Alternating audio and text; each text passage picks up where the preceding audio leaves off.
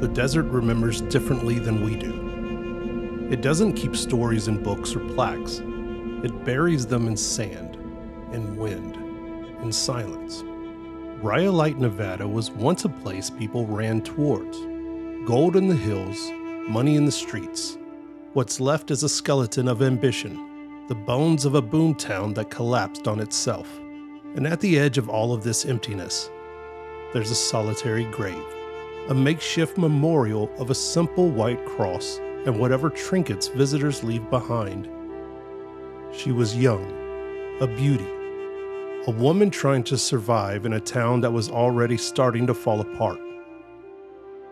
She came here chasing a life, and instead, she found her ending.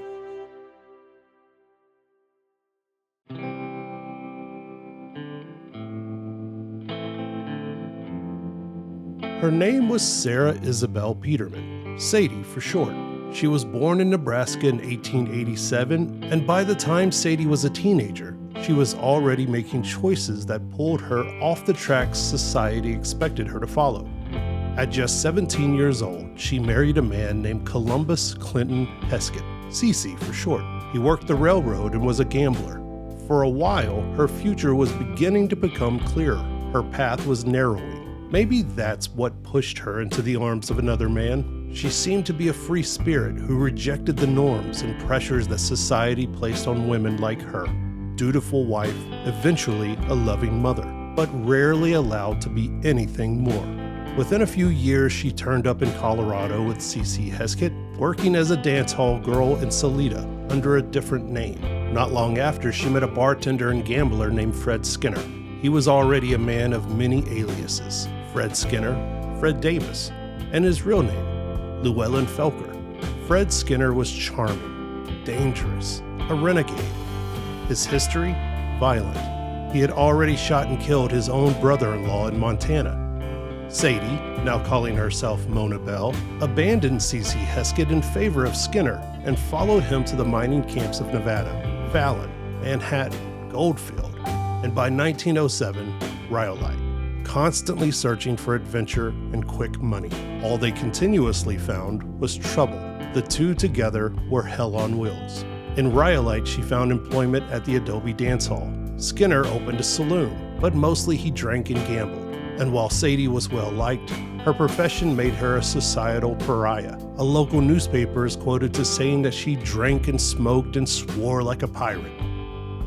By January 1908, things had reached a breaking point. On the night of January 8, 1908, Fred Skinner pulled a revolver and, in claims of self-defense, shot Sadi in the back 3 times. She was 20 years old.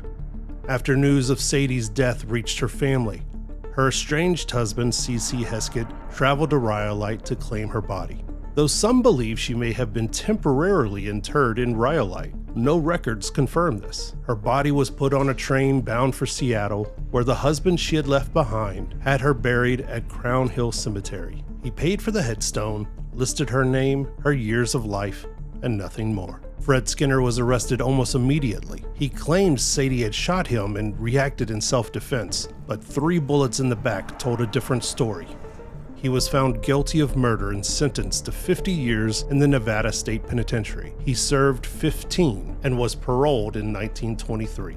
And then the story started to slip away. No headstone in Rhyolite, no plaque. No one here even knew who she really was. Until decades later, when a grave appeared, built by one of the few locals left in town who was running a gift shop nearby. It seemed like a great story to build around. The tragic life, the aliases, a ne'er-do-well prostitute, too beautiful, too wild, denied a proper burial by jealous townswomen, and condemned to the outskirts of the city. It was perfect for tourists who stopped by on their way to Death Valley. And that's how a forgotten woman became a ghost story. Over time, though, her false grave became a monument, and the legend began to grow. One legend says that this grave wasn't Sadi's at all, but someone was indeed buried here. Ghost hunters would show up from time to time to get readings, claiming that although her body may not be here, her spirit is trapped in this arid landscape.